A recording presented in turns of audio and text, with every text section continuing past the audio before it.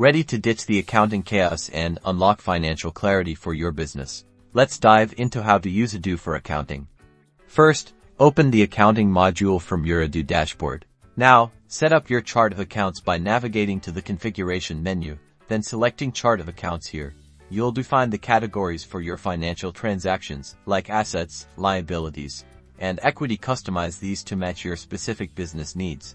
Next, let's record financial transactions. We'll begin with invoices. Create a new invoice by selecting customers, then invoices, and finally new. Fill in the customer details, add line items with descriptions and prices, and confirm the invoice. Tracking expenses is equally straightforward. Go to vendors, then expenses, and create a new expense record. Choose the expense type, enter the amount, and upload a receipt. Now, let's generate financial reports.